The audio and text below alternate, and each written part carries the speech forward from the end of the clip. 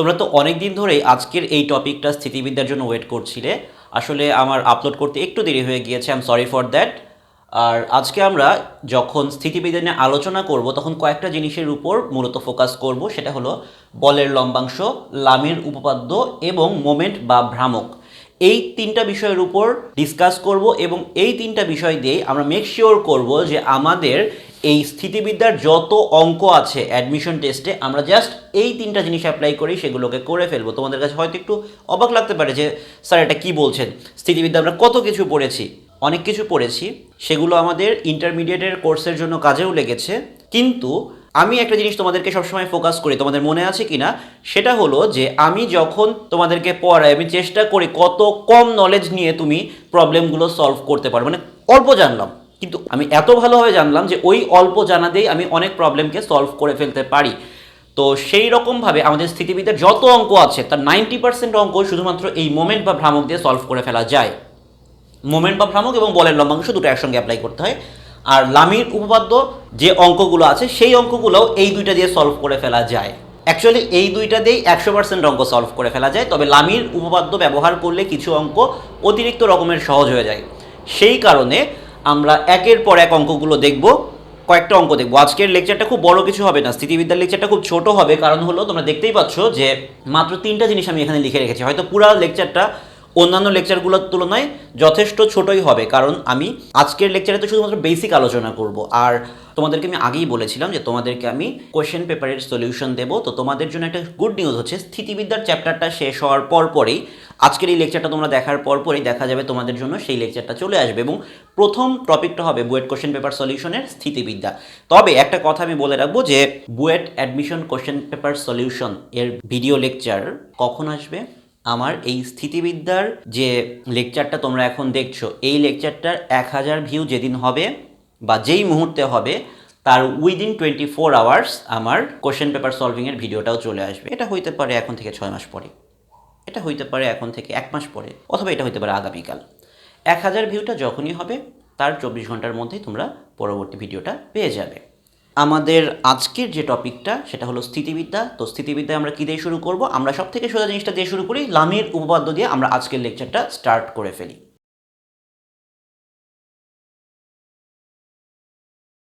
প্রশ্নে বলা হলো যে আর ব্যাসার্ধের একটি গোলককে আর দৈর্ঘ্যের একটি সুতার সাহায্যে একটি দেয়ালের সাথে ঠেস দিয়ে রাখা হয়েছে। দেয়ালের প্রতিক্রিয়া এবং সুতার টান নির্ণয় করো। দেয়া আছে গোলকের ওজন W Newton.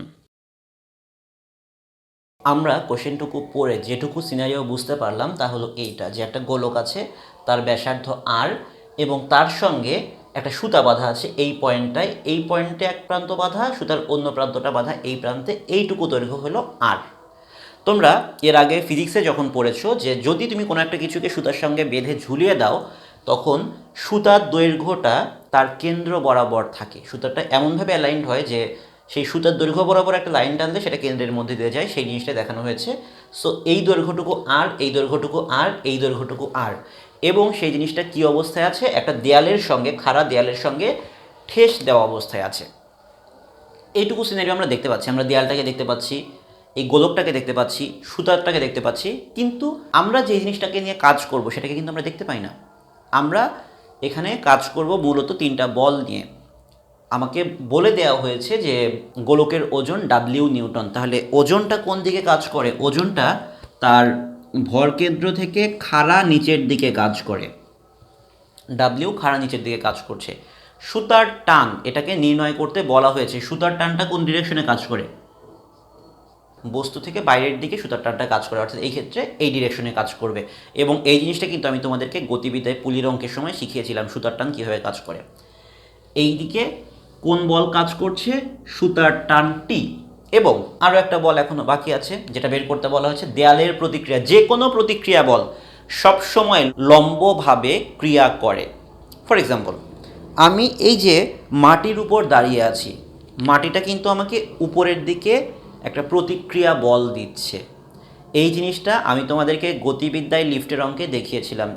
This is the reason যে তোমাদেরকে আমি কেন স্থিতিবিদ্যার আগে গতিবিদ্যাটা শিখিয়েছি, কারণ গতিবিদ্যায় অনেক কিছু শিখিয়েছি যেগুলো তোমরা ওখানে শিখে আসলে এখানে আমার পড়াইতে খুব সোজা হবে।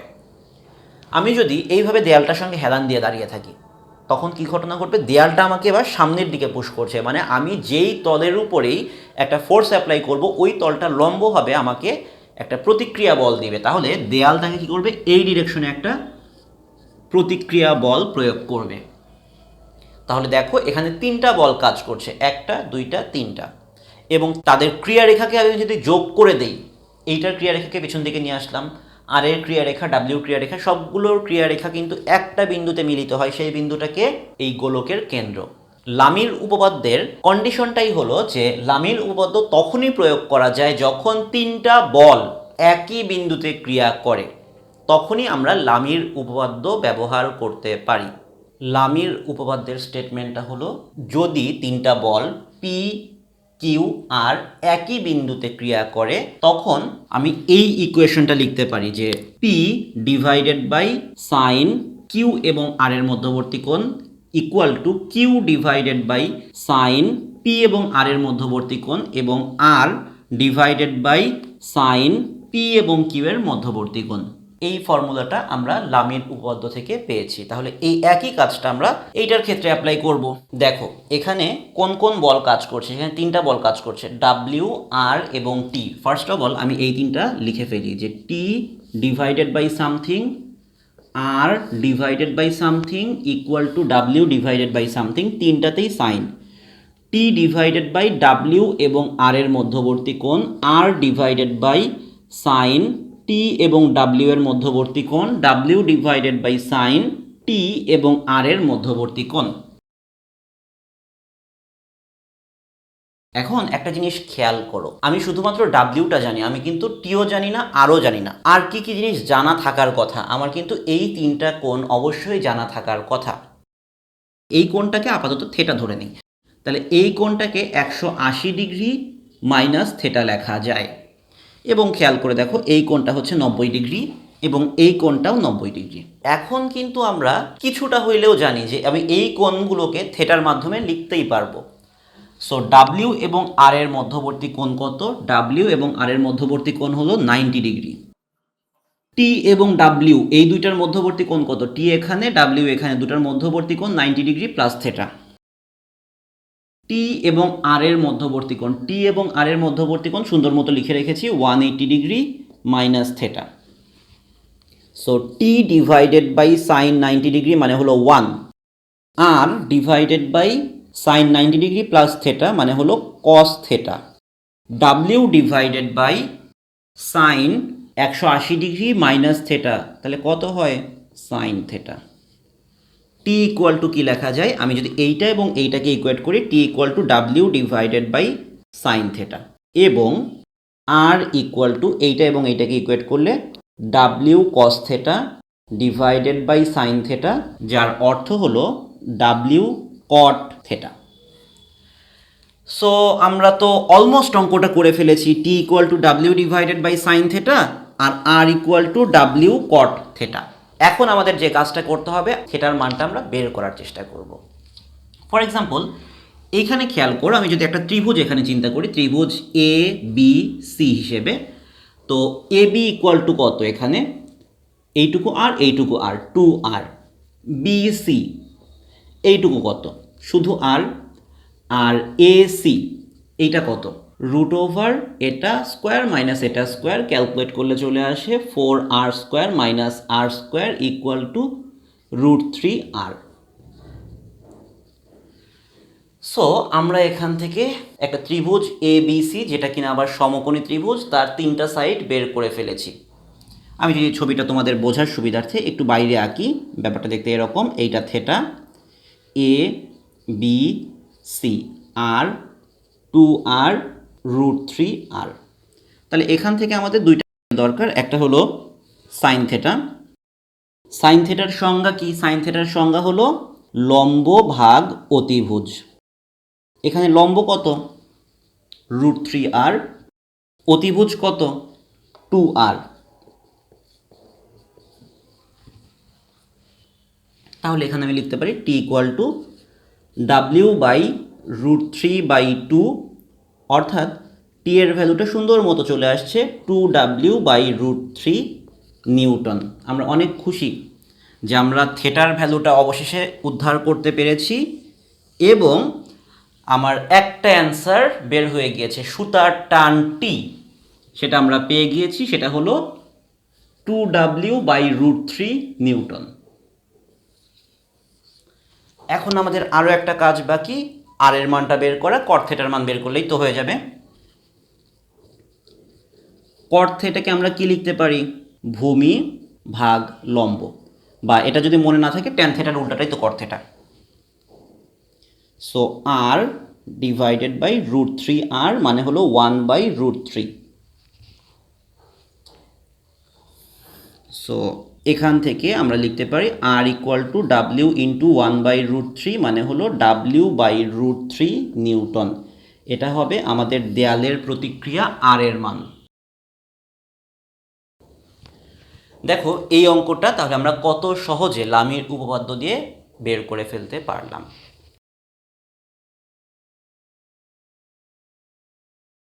এখন আমরা যে জিনিসটা নিয়ে আলোচনা করব সেটা হলো কনসেপ্ট অফ মোমেন্ট, বা বাংলায় যেটাকে বলা হয় ভ্রামক। তো তোমাকে প্রশ্ন করা হলো যে ভ্রামক কী জিনিস, তো তুমি এক কথায় কী উত্তর দেবে যে ভ্রামক কী জিনিস? এই জিনিসটা বোঝার জন্য আমি একটা ছোট্ট একটা স্টিক নিয়ে এসেছি, একটা স্কেল আর কি। তো অ্যাকচুয়ালি এটা ছোটো না, একটু বড়ই একটু স্কেলটা। তো ধরো আমি এই বিন্দুটা আমার আঙুল দিয়ে চেপে ধরলাম। তো আমি যদি এখানে একটা বল প্রয়োগ করি, খুব সামান্য বল প্রয়োগ করলেই আমার এই আঙুলটা স্থির থাকলে এই জিনিসটার একটা ঘূর্ণন হবে, এই স্কেলটার একটা ঘূর্ণন হবে। কিন্তু আমি যদি ফোর্সটা এই বিন্দুতে অ্যাপ্লাই করি, তাহলে আমি ফিল করছি যে এটাকে ঘোরানোর জন্য আমাকে এই পয়েন্টে যথেষ্ট বেশি ফোর্স অ্যাপ্লাই করতে হচ্ছে। ফর এক্সাম্পল, আমি যদি কানে আঙুলটা দিয়ে চেষ্টা করি, আমি এইখানে খুব সহজে এটাকে ঘুরিয়ে ফেললাম। কিন্তু আমি যদি এখানে চেষ্টা করি, তাহলে দেখো আমাকে একটু বেশি ফোর্স দিতে হচ্ছে। এটা আসলে তোমরা দেখতে পারবে না, আমি দেখতে পাচ্ছি।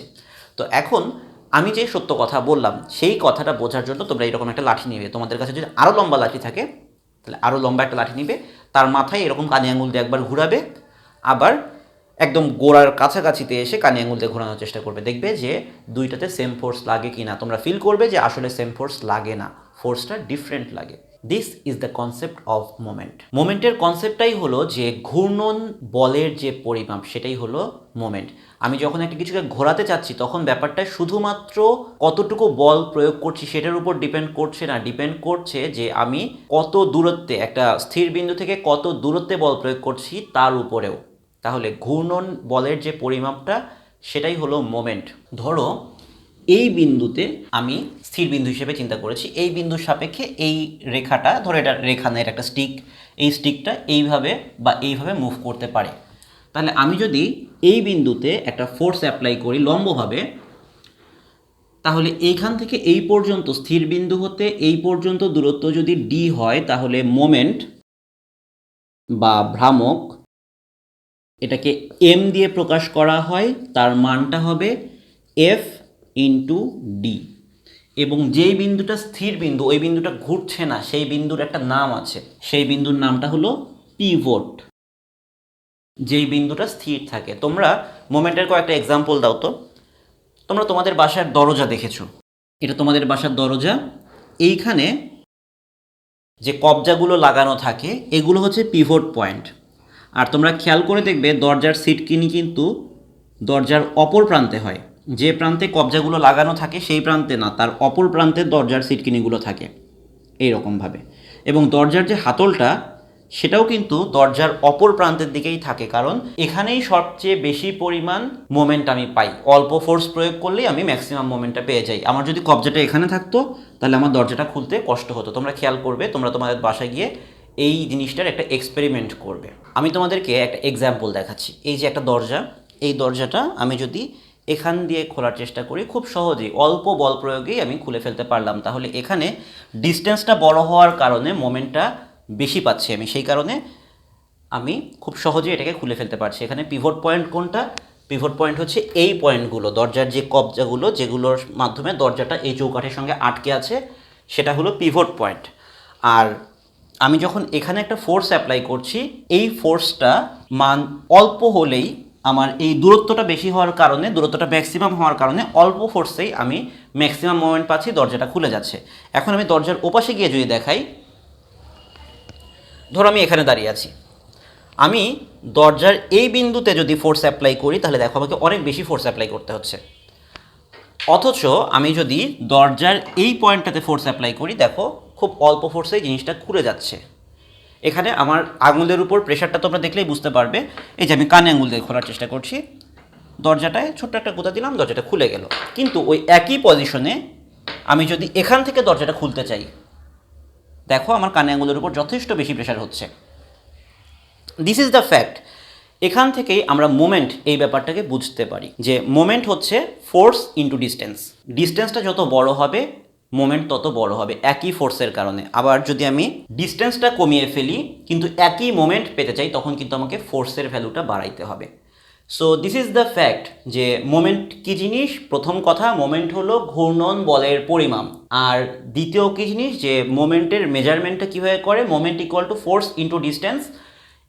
শুধু ডিস্টেন্স না, লম্ব দূরত্ব, perpendicular distance. Force into perpendicular distance from pivot point to the force. ব্যাপারটাকে আমি আরেকটু ক্ল্যারিফাই করলে মনে হয় ভালো হয়। ধরো এইটা তোমার লাঠিটা, এইটা তোমার পিভট পয়েন্ট, একটা ফোর্স এইভাবে কাজ করছে, বাঁকাভাবে কাজ করছে। তাহলে আমার ডিস্টেন্স কিন্তু এবার এখান থেকে এখানে না, আমার ডিস্টেন্সটা হচ্ছে পিভট পয়েন্ট থেকে ফোর্সের উপর যে লম্ব দূরত্বটুকু, এইটা হচ্ছে আমার ডিস্টেন্সটুকু। তো তোমাদের এইভাবে জিনিসটা ক্যালকুলেট করে নিতে হবে। ফর এক্সাম্পল, এইখানে যদি তোমার বলা থাকে যে এই কোণটা থেটা, যে এফটা লাঠিটার সঙ্গে থেটা কোণে কাজ করছে, তখন তোমাকে বলা হলো যে তুমি বলো এবার এটার মোমেন্ট কত হবে। এই দূরত্ব এখান থেকে এই বিন্দুর দূরত্ব হয়তো দেওয়া থাকলো এক্স, তখন তুমি মোমেন্টটা কীভাবে বের করবে? সো আমরা কি জানি? আমরা জানি যে moment equal to force into perpendicular distance from pivot point to the force. তাহলে এখান থেকে আমি এফ তো জানি, এফ তো আমাকে দেওয়া আছে, কিন্তু ডি তো আমি জানি না, আমাকে বরং দূরত্ব দেওয়া আছে এখান থেকে এই বিন্দু পর্যন্ত দূরত্ব এবং থেটার মানটা দেওয়া আছে। এইটা থেটা হলে এটাও থেটা হবে। কেন? বিপ্রতীপ কোণ বা ভার্টিক্যালি অপোজিট অ্যাঙ্গেল। এইটা যদি থেটা হয় তাহলে আমি এখান থেকে একটা ছোট্ট ইকুয়েশন লিখতে পারি। ইকুয়েশনটা হয়তো এরকম যে sine theta equal to D divided by X, অর্থাৎ D equal to X sine theta.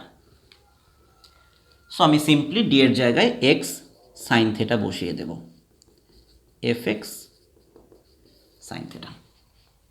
যে জিনিসটার উপর বলটা প্রয়োগ করা হচ্ছে, প্রয়োগ বিন্দুতে আমার যদি বলটা লম্ব থাকে তখন আমার কোনো ভেজাল নাই, তখন হচ্ছে M equal to F into D direct.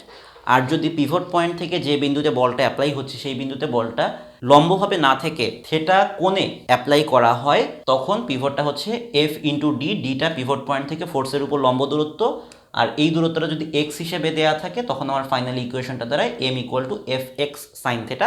তোমাদের ফর্মুলা আমি মনে করি যে এই ফর্মুলা মুখস্থ রাখার দরকার নেই, তোমরা এটা মনে রাখো যে এফ ইন্টু ডি এবং ডিটা কি, ওই স্থির বিন্দু বা পিভট থেকে ফোর্সের উপর লম্ব দূরত্ব। এখন এই যে এই ফোর্সটা এই সরল রেখার উপর বা এই লাঠিটার উপর কাজ করছে, এর ফলে কি ঘটবে? এই রেখাটা এইভাবে উপরের দিকে উঠে যাবে। এই রেখাটা এরকম ছিল, ফোর্স অ্যাপ্লিকেশনের ফোর্স, সেটা এইভাবে উঠে যাবে।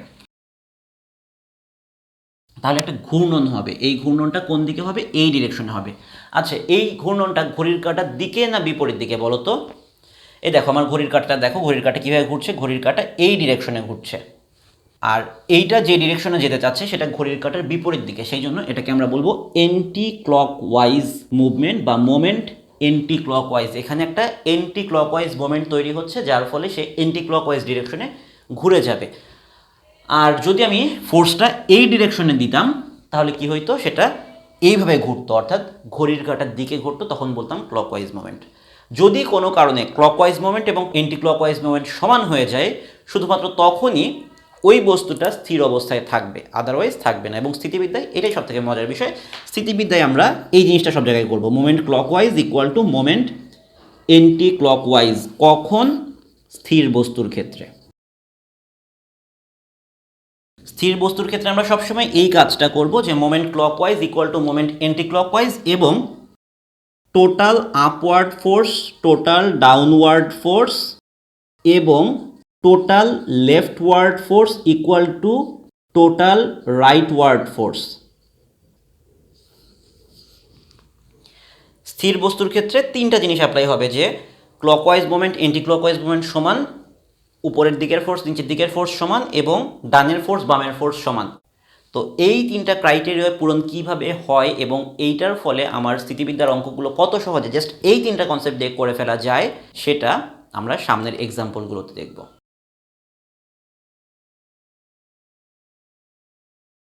একজন লোক 6 ফিট দীর্ঘ একটি লাঠির এক প্রান্তে ডাব্লিউ ওজনের একটি বোঝা বেঁধে লাঠিটি কাঁধের উপর রেখে লাঠির অপর প্রান্ত হাত দিয়ে ধরে আছে।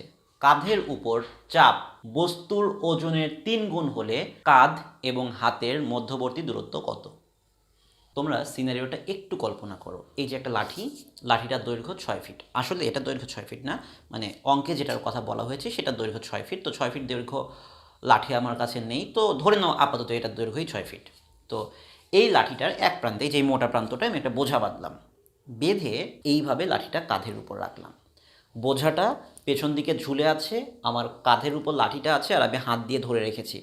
তাহলে পুরা সিনারিওটা আমি যদি একদম সরল রেখা হিসেবে চিন্তা করি তাহলে পুরা সিনারিওটা দেখতে কেমন হবে? এইটা হলো লাঠিটা, লাঠির শেষ প্রান্তে একটা বোঝা বাঁধা আছে। কত ওজনের? ডাব্লিউ ওজনের একটি বোঝা বাঁধা আছে। এরপর বলা হলো যে একটা অংশ আমার কাঁধের উপর আছে, আমার কাঁধ লাঠিটাকে কি করছে? লাঠিটাকে ঠেলে উপরের দিকে তুলে যাচ্ছে। তাহলে আমার কাঁধ এই বিন্দুতে, কাঁধ একটা উপরের দিকে ফোর্স অ্যাপ্লাই করছে। এই যে কাঁধ আমি উপরের দিকে তাকে ঠেলে উপরের দিকে রেখেছি এবং অপর প্রান্তটায় আমি হাত দিয়ে ধরে রেখেছি।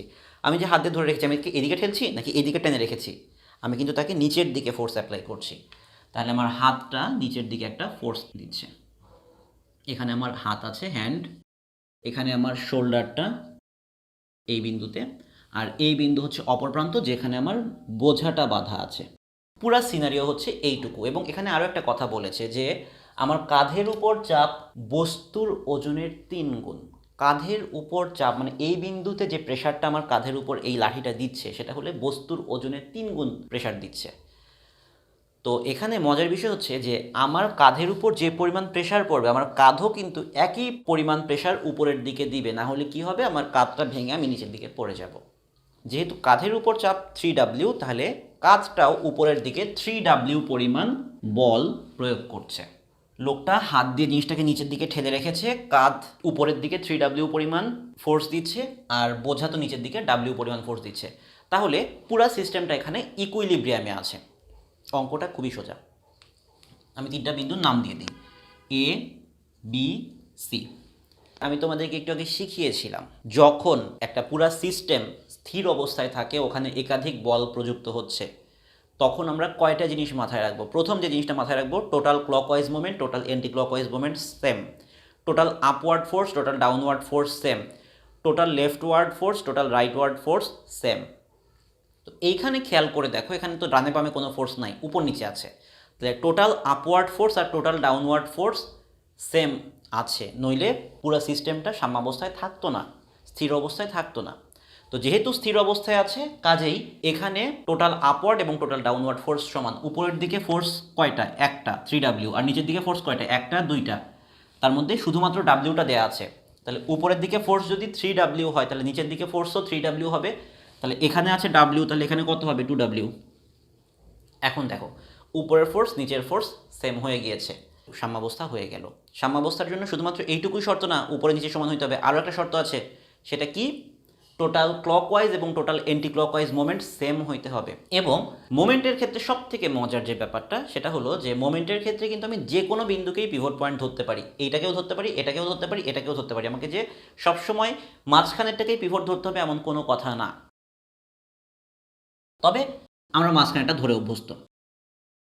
তাহলে আমি যদি বলি যে টোটাল ক্লকওয়াইজ মোমেন্ট কত, কোন ফোর্সের প্রভাবে আমার এই লাঠিটা ক্লকওয়াইজ মোমেন্ট ফিল করবে? এই বিন্দু থেকে আমি যদি নিচের দিকে ফোর্স অ্যাপ্লাই করি, আমার লাঠিটা এবার ক্লকওয়াইজ ঘুরে যাবে। তাহলে এই ফোর্সটা ক্লকওয়াইজ মোমেন্ট তৈরি করছে। তাহলে ক্লকওয়াইজ মোমেন্টটা কত? ফোর্স ইনটু পিভট পয়েন্ট থেকে এর লম্ব দূরত্ব AB। Moment anti clockwise, anti clockwise moment কে তৈরি করছে? এই যে ডাব্লিউ এর প্রভাবে আমার অবজেক্টটা ঘড়ির কাঁটার বিপরীত দিকে ঘুরে যাবে। তাহলে ডাব্লিউ যে মোমেন্টটা তৈরি করছে সেটা কত? W into BC।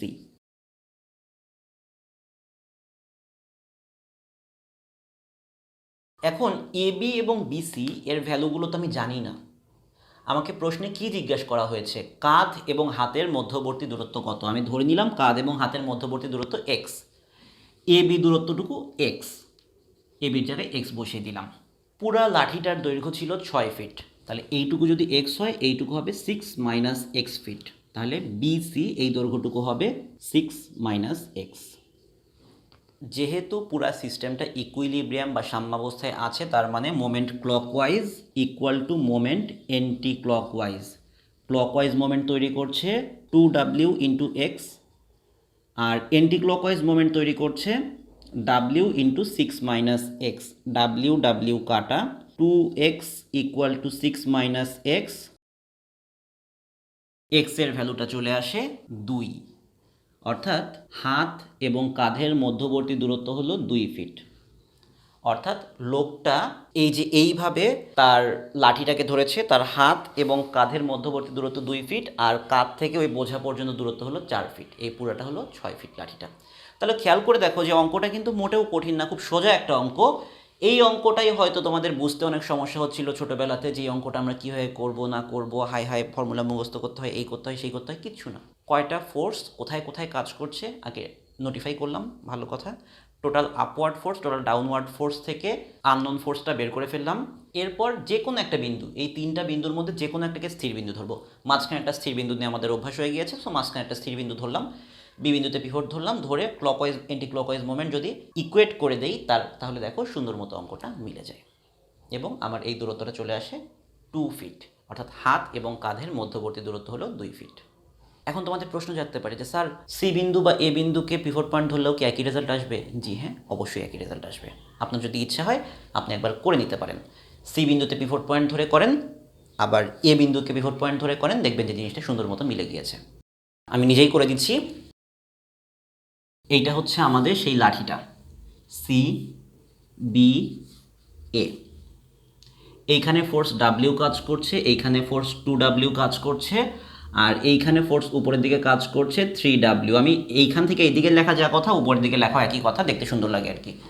আচ্ছা, পিভট পয়েন্ট এবার আমরা ধরবো সি।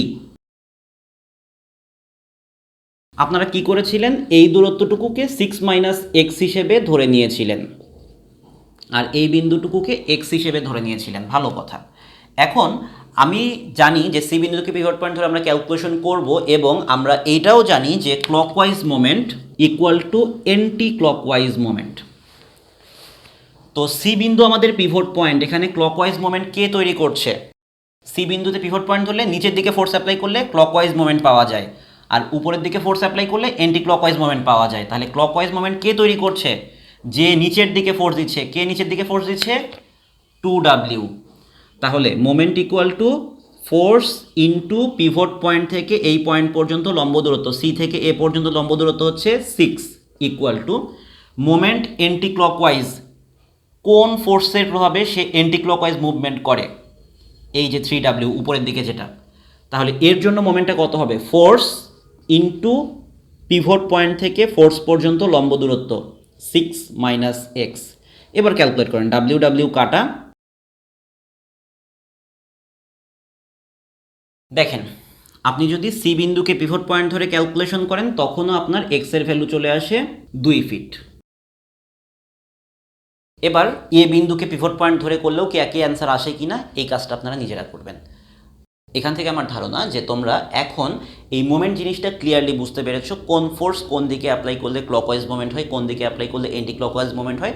একটা স্কেল সবসময় হাতের কাছে রাখবে, একটা পয়েন্টকে পিভট পয়েন্ট ধরবে এবং অন্য পয়েন্টে একটা ফোর্স অ্যাপ্লাই করে দেখবে যে কোন দিকে গেলে ক্লকওয়াইজ মোমেন্ট হয়, কোন দিকে গেলে অ্যান্টি ক্লকওয়াইজ মোমেন্ট হয়।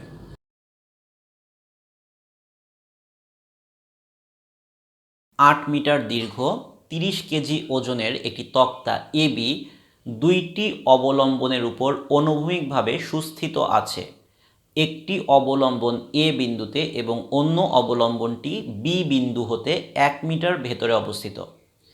একজন ব্যক্তি তক্তাটিকে না উল্টিয়ে এ হতে বি বিন্দু পর্যন্ত পৌঁছাতে সক্ষম হয়, তার ওজন কত? প্রশ্নটা পড়ার পর আমাদের প্রথম কাজ হবে এই ডেসক্রিপশন অনুযায়ী একটা ছবি এঁকে ফেলা। এখানে একটা তক্তার কথা উল্লেখ করা হচ্ছে, যার দৈর্ঘ্য 8 মিটার এবং ওজন 30 কেজি। তক্তার এই 30 কেজি ওজন এ বি এর মধ্যবিন্দু ও হতে খাড়া নিচের দিকে কাজ করবে এবং এখানে উল্লেখ করে দেওয়া হয়েছে যে তক্তাটা অনুভূমিক অবস্থায় আছে। তাহলে এ ও এটুকু হবে 4 মিটার, ও বি এইটুকু হবে 4 মিটার। এরপর অবলম্বন দুটার কথা বলা হয়েছে। একটা অবলম্বন আছে এ বিন্দুতে এবং অপর অবলম্বনটা আছে বি বিন্দু হতে 1 মিটার ভেতরে। ধরে নিলাম এই বিন্দুটার নাম সি, তার মানে পুরা ডেসক্রিপশনটা একবার দিয়ে নিচ্ছি। এ বি পুরা তক্তাটার দৈর্ঘ্য হলো 8 মিটার, এদের মধ্যবিন্দু ও, তাহলে ও এ 4 মিটার, ও বি 4 মিটার এবং তক্তাটির যে ওজন 30 কেজি সেটি ও বিন্দু হতে খাড়া নিচের দিকে কাজ করছে। দুটা অবলম্বনের উপর অনুভূমিকভাবে তক্তাটি রাখা আছে, একটি রাখা আছে এ বিন্দুতে এবং অপরটি রাখা হয়েছে সি বিন্দুতে। বিসি 1 মিটার এবং ওসি 3 মিটার। এই ছিল আমাদের ডেসক্রিপশনটুকু। এখন প্রশ্ন করা হয়েছে যে একজন ব্যক্তি, তার ওজনের কথা কিছু বলে নাই, সেই ব্যক্তি এ বিন্দু হতে বি বিন্দু পর্যন্ত ফ্রিলি মুভ করতে পারে। খুব ভালো কথা। তো লোকটি যদি ফ্রিলি মুভ করতে পারে এবং বি বিন্দুতে এসেও তক্তাটি উল্টিয়ে না ফেলে বি বিন্দুতে দাঁড়িয়ে থাকতে পারে, তাহলে তোমাকে বলতে হবে যে লোকটির ওজন কত। ফার্স্ট অফ অল আমি ধরে নিচ্ছি যে লোকটি একদম এই প্রান্তে দাঁড়িয়ে আছে, তার ওজন ডাব্লিউ খাড়া নিচের দিকে কাজ করছে। যদি ডাব্লিউ এর পরিমাণ অনেক বেশি হয়ে যায় তখন ব্যাপারটা যা ঘটবে সেটা হলো যে এই সি বিন্দুর সাপেক্ষে এই লাঠিটা এইভাবে উপরের দিকে উঠে যাবে, লোকটা তক্তাসহ উল্টে পড়বে। সো ডাব্লিউ এর ওজন যদি অনেক বেশি হয়ে যায় তখন আমি পিভট পয়েন্ট হিসেবে এইটাকে চিন্তা করব, কারণ ডাব্লিউ বাড়তে থাকলে একটা সার্টেন টাইমে এসে তক্তাটা এই এ বিন্দু আর সি বিন্দুর উপর থাকবে না। যখন ডাব্লিউটা অনেক বেশি হয়ে যাবে তখন সে সি বিন্দুর উপর দিয়েই পিভট হিসেবে চিন্তা করে তক্তাটা এইভাবে উল্টে পড়বে।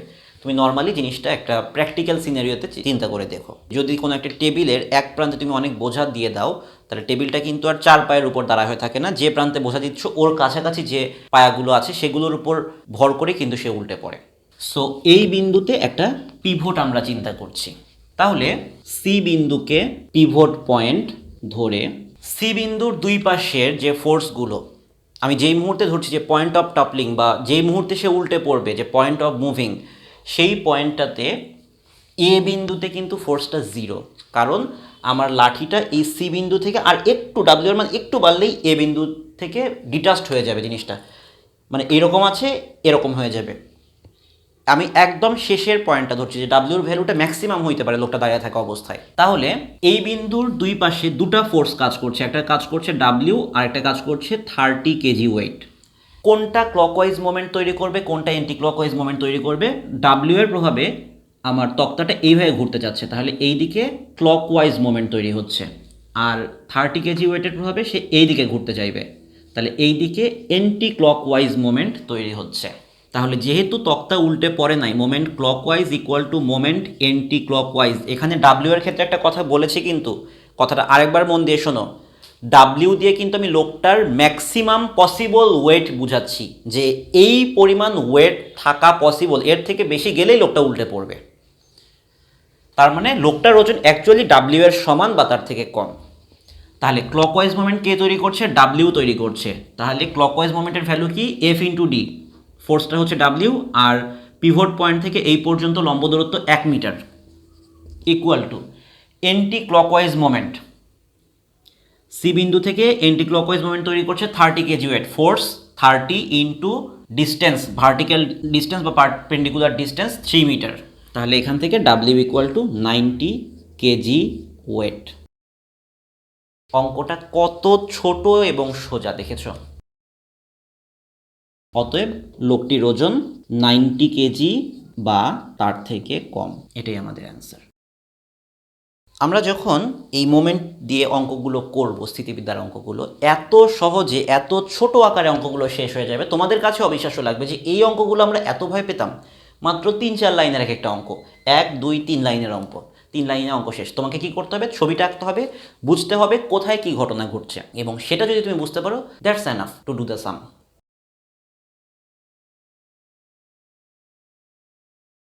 একটি চাকার ওজন ডাব্লিউ এবং ব্যাসার্ধ আর, চাকার কেন্দ্রে ভূমির সমান্তরাল এফ বল প্রয়োগের ফলে তা এইচ উচ্চতার একটি প্রতিবন্ধক অতিক্রম করতে পারে।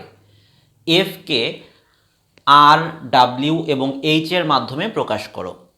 অঙ্কটা পড়ার পর তোমাদের কাছে হয়তো মনে হচ্ছে যে অঙ্কটা কঠিন, কিন্তু আমি তোমাদেরকে অ্যাসিওর করছি এর আগের যে অঙ্কগুলো খুব ছোট ছোট এবং সহজ অঙ্ক ছিল, এই অঙ্কটাও কিন্তু এক্স্যাক্টলি তাদের মতোই সহজ এবং ছোট্ট একটা অঙ্ক।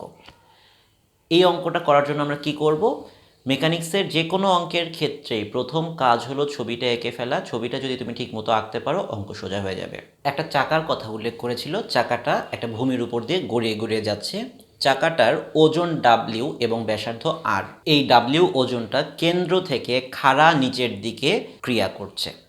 এরপর বলা হলো যে চাকার সামনে এইচ উচ্চতার একটা প্রতিবন্ধক এসে দাঁড়িয়ে গেল। চাকাটি কি পারবে এই প্রতিবন্ধকতা অতিক্রম করতে? জাস্ট কিডিং, যেহেতু প্রশ্নে বলা হয়েছে অবশ্যই পারবে। তবে ফ্যাক্ট হলো এই প্রতিবন্ধকতা অতিক্রম করার জন্য চাকাকে একটা নির্দিষ্ট পরিমাণ ফোর্স অ্যাপ্লাই করতে হবে, যেইটা প্রশ্নে বলে দিয়েছে যে তোমাকে এফ ফোর্স অ্যাপ্লাই করতে হবে কেন্দ্র বরাবর, চাকার কেন্দ্র বরাবর ভূমির সমান্তরালে। দেখো সিনারিওটা এইরকম হয়ে আছে যে চাকার ওজন ডাব্লিউ খাড়া নিচের দিকে কাজ করছে, কেন্দ্র থেকে ভূমির সমান্তরালে এফ বলটা কাজ করছে এবং প্রতিবন্ধকতার উচ্চতা হলো এইচ। চাকাটি যদি এই এইচ উচ্চতার উপর দিয়ে গড়িয়ে যেতে হয়, একে টেনে নিয়ে যেতে হবে, এই ফোর্সটা অতিক্রম করে চাকাটা গড়িয়ে যাবে এইভাবে। কখন? যখন এই ফোর্স এফ দিয়ে একটা মোমেন্ট তৈরি করা হবে, সেই মোমেন্টটা যখন ডাব্লিউ এর মোমেন্টের থেকে বেশি হবে। তাহলে আমাদের পিভট পয়েন্টটা কোথায়? আমাদের পিভট পয়েন্টটা হচ্ছে এই বিন্দুতে। এই বিন্দুর নাম দিয়ে দিলাম আমরা পি, যেহেতু পিভট পয়েন্ট পি নাম দিতেই পারি। তো এই পি থেকে যদি এফ বল প্রয়োগ করা হয় তাহলে জিনিসটা কোন দিকে ঘুরবে? এই দিকে ঘুরে যাবে এফ বল প্রয়োগের ফলে। তাহলে এফ এর ফলে আমার একটা ক্লকওয়াইজ মোমেন্ট তৈরি হবে। আর পি থেকে ডাব্লিউ ফোর্স যদি তুমি অ্যাপ্লাই করো, জিনিসটা কীভাবে ঘুরবে? এইভাবে ঘুরবে, অর্থাৎ এন্টি ক্লকওয়াইজ ডিরেকশনে ঘুরবে, অর্থাৎ ডাব্লিউটা একটা এন্টি ক্লকওয়াইজ মোমেন্ট তৈরি করে দিবে। প্রথম কথা, যদি প্রতিবন্ধকতা অতিক্রম করতে হয় তখন ক্লকওয়াইজ মোমেন্টের ভ্যালুটা অবশ্যই এন্টি ক্লকওয়াইজ মোমেন্টের চাইতে বেশি হতে হবে। এই মোমেন্টটা বেশি হলেই তখন চাকাটা উপর দিয়ে পাস করতে পারবে, আদারওয়াইজ পারবে না। তো ক্লকওয়াইজ মোমেন্ট কে তৈরি করছে? ক্লকওয়াইজ মোমেন্ট তৈরি করছে এফ। আর এই পিভট পয়েন্ট থেকে এফ পর্যন্ত দূরত্ব হচ্ছে এইটুকু। তাহলে আমরা কি জানি? Clockwise moment equal to force into pivot point থেকে ফোর্স পর্যন্ত লম্ব দূরত্ব। এখান থেকে এই পর্যন্ত দূরত্বটুকু হচ্ছে আর, তাহলে এখান থেকে এই পর্যন্ত দূরত্ব আর, এইটুকু এইচ হওয়াতে এইটুকু হলো আর মাইনাস এইচ। তাহলে clockwise moment equal to F into R minus H, force into pivot point থেকে ফোর্স পর্যন্ত লম্ব দূরত্ব আর মাইনাস এইচ। এই ভ্যালুটা গ্রেটার দেন কার? কার থেকে বড়? এই ডাব্লিউ এর কারণে যে মোমেন্টটা তৈরি হচ্ছে, মোমেন্ট এন্টি ক্লকওয়াইজ, তার থেকে বড়। মোমেন্ট হচ্ছে ফোর্স ইন্টু ফোর্স পর্যন্ত যে লম্ব দূরত্ব। ফোর্স তো ডাব্লিউ আর লম্ব দূরত্ব হলো এইটুকু, এখান থেকে এই পর্যন্ত দূরত্বটুকু। আমি এই বিন্দুটার নাম দিলাম এ, এই বিন্দুটার নাম দিলাম পি। তাহলে এন্টি ক্লকওয়াইজ মোমেন্ট হয় force W into pivot point থেকে ফোর্সের উপর লম্ব দূরত্ব পিবি, ডাব্লিউ ইন্টু পিবি। তাহলে ডাব্লিউ ইন্টু পিবি এর ভ্যালুটা বের করে এখন আমাদের জন্য মেইন চ্যালেঞ্জ। তাহলে খেয়াল করে দেখো, আমি যদি এখান থেকে এই পর্যন্ত জয়েন করে দিই, এই দূরত্বটুকু হলো আর। পিবির ভ্যালুটা আমাদের জানা দরকার। আর ও বি, এই দূরত্বটুকু কত? আর মাইনাস এইচ। তাহলে এখান থেকে আমরা পিথাগোরাসের উপপাদ্য ব্যবহার করতে পারি। পিথাগোরাসের উপপাদ্য যদি ব্যবহার করি তাহলে সেটা দেখতে কেমন হবে? R minus H square plus PB square equal to R square. দেখো এই কথাটা লেখা যায়। ত্রিভুজ ও বি পি, সমকোণী ত্রিভুজ ও বিপি থেকে, কারণ এটা একটা সমকোণী ত্রিভুজ, পিথাগোরাসের উপপাদ্য এখানে ব্যবহার করাই যায়। তাহলে P B square plus R square minus two R H plus H square equal to R square. R square কাটা, P B square equal to H square minus two R H, PB equal to root over H square minus two R H. PB এর ভ্যালুটা এখানে আমরা বসিয়ে দিলাম। তাহলে এখান থেকে আমরা এফ এর ভ্যালুটা পেয়ে যাচ্ছি, F greater than W root H square minus two R H divided by R minus H. অ্যান্সারটা দেখতে খুব একটা সুন্দর হয় নাই, but this is the answer. এই পরিমাণ ফোর্সের থেকে বেশি ফোর্স অ্যাপ্লাই করলেই তখন আমার চাকাটা এই প্রতিবন্ধকতাকে ঘুরে অতিক্রম করে যেতে পারবে।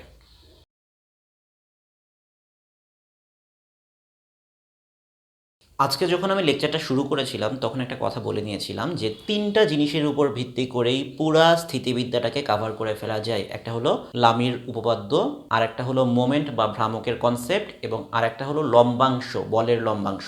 আমি তো অলরেডি লামির উপপাদ্য থেকে একটা অঙ্ক দেখিয়ে দিলাম, এবং ওই একটা অঙ্কই তোমাদের বোঝার জন্য যথেষ্ট। যখন 3টা বল একটা বিন্দুতে ক্রিয়া করে তখন সেখানে আমরা লামির উপপাদ্যটা ব্যবহার করে অঙ্কটাকে একেবারে সহজ বানিয়ে ফেলতে পারি। এরপর মোমেন্ট বোঝার জন্য আমরা 3টা অঙ্ক করলাম।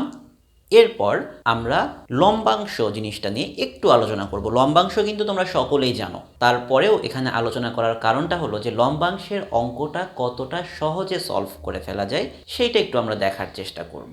3টা বলের কথা উল্লেখ করা হলো। 10 নিউটনের একটা অনুভূমিক বল, 20 নিউটনের একটা উল্লম্ব বল, আর 30 নিউটনের একটা বল যেটা ভূমির সঙ্গে 30 ডিগ্রি কোণে ক্রিয়ারত অবস্থায় আছে। এই 3টা বলের লব্ধির মান এবং দিক নির্ণয় করতে হবে।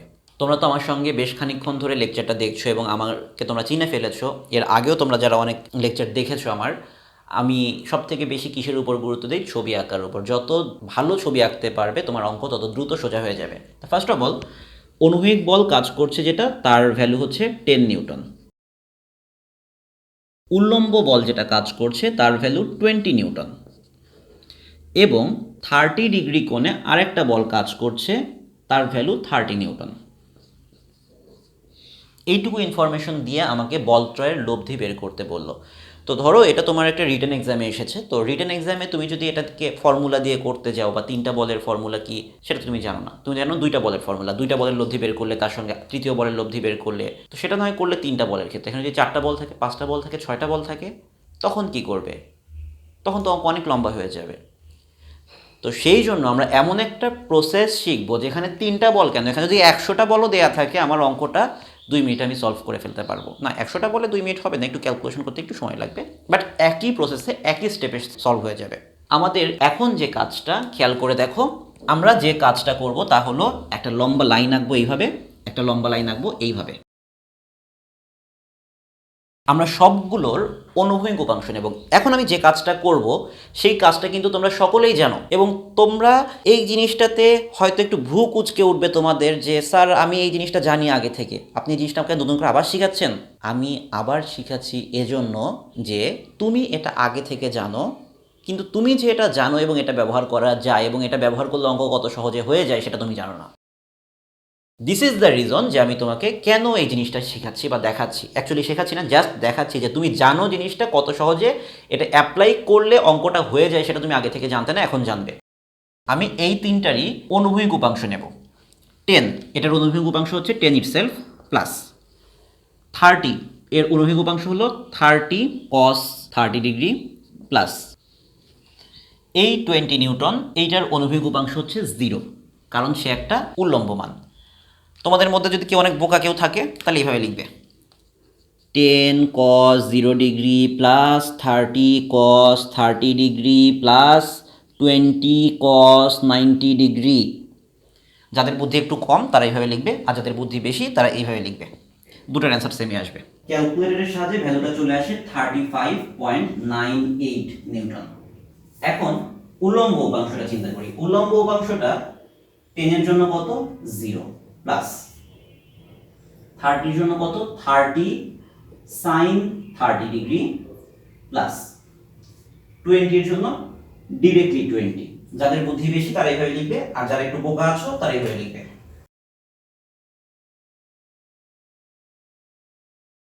যোগ করলে ভ্যালুটা চলে আসবে 35 নিউটন।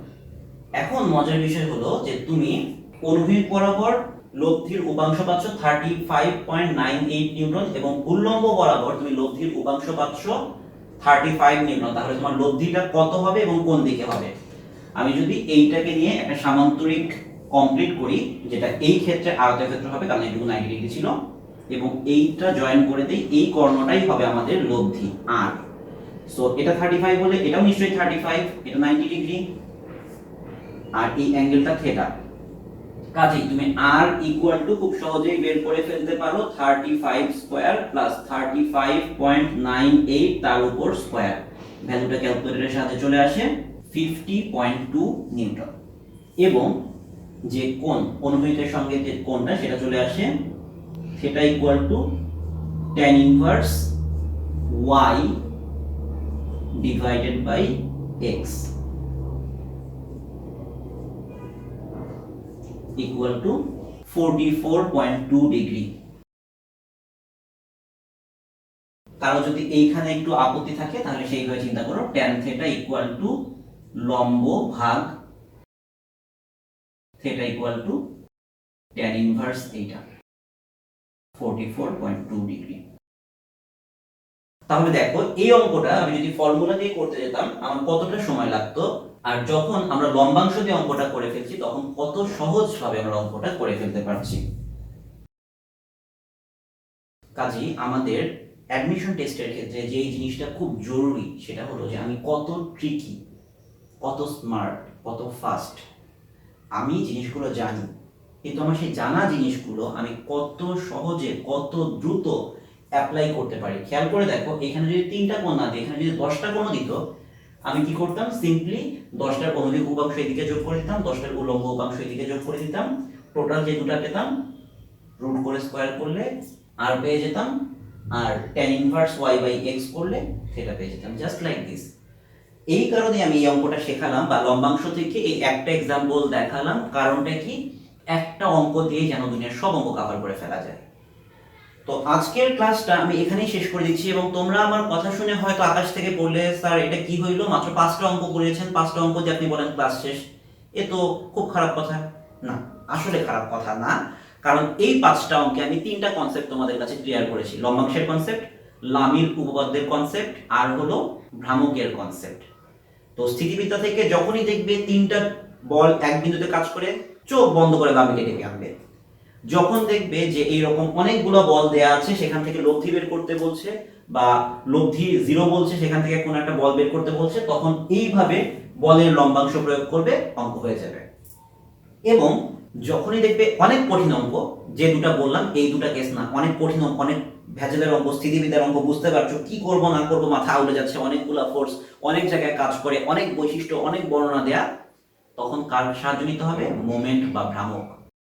অঙ্কে যত কিছুই থাকুক, যত কমপ্লিকেসি থাকুক, মোমেন্ট বা ভ্রামক কি করবে, সেটাকে একটা ধাক্কা মেরে ক্লিয়ার করে দিবে।